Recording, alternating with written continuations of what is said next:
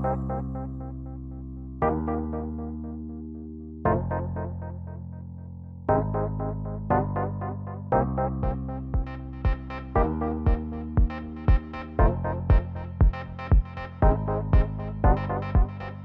achieved far more than we set out to. We look back on the initial paperwork that we sent to the Heritage Lottery Fund, and it seems so small now because we've made far more publications, we've had far more churches open and getting involved, and we've researched far more churches than we actually set out to.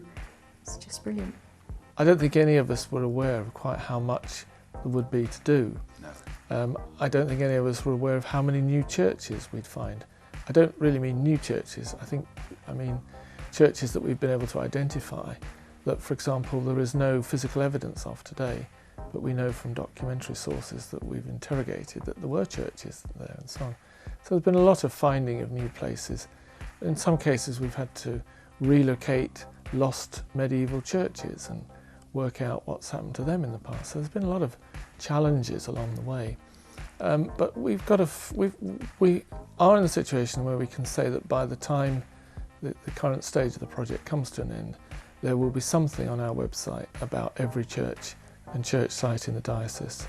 And I think that's a pretty good achievement. The original aims of the project were to get people to open the churches more, to welcome visitors, and to do some education stuff and to continue the research. And it's delightful at this stage of the project to look back on the last 5 years and see that we've exceeded all of the targets that we set right at the beginning. So we've got more churches researched than we expected, we've got more churches photographed than we expected, we've produced more materials, and we've seen more schools and more young people's groups and more children and young adults involved in the project. We've had students involved, which we were never expecting right at the beginning. We're trying to keep churches alive and vibrant and community hubs.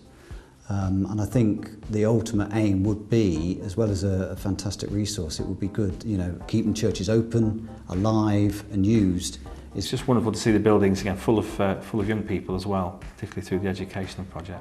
When you go around the churches and the parishes, the literature's there, the doors are open, and there's a general feel of the church isn't just there for that Sunday worship on a Sunday morning or Sunday evening, but let's keep this working as a building throughout the week. Personally, I think it's gone better than I anticipated it. I think we're heading towards a target of having something for every church, whether intact or whether it once existed and it's just a field, which is, I think, beyond the scope of the original project. We haven't thought about researching lost churches, but they're coming in, not thick and fast, but they're trickling in now, so we have a smattering of those as well.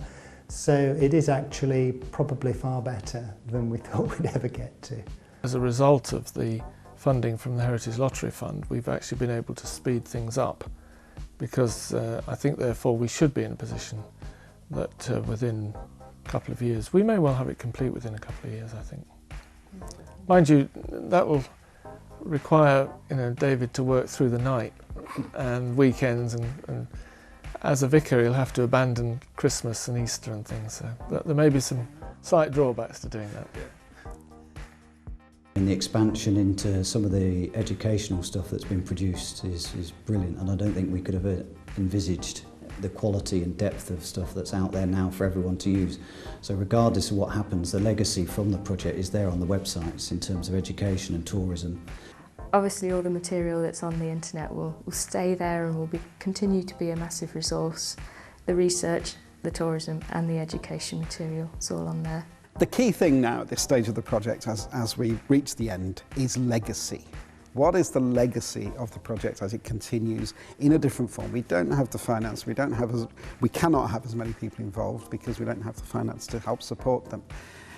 So we're looking at 3 particular strands of the legacy. First of all, the research will continue. Probably not quite at the same rate, but we've still got a big team of researchers. We've still got our links with the university, and they will still be meeting and pushing the research forward. So continually, we'll be discovering more churches that we haven't researched and getting deeper research into those. Secondly, we want to encourage churches to remain open. And our key thrust of that is to encourage more churches to be open more of the time. So we might not have specific open churches weekends, but we will be pushing the whole concept of being open, being welcoming to community and any visitors who want to be there. And thirdly, we have a massive bank of educational resource now, which we know schools are using, and we would like to encourage schools to use more.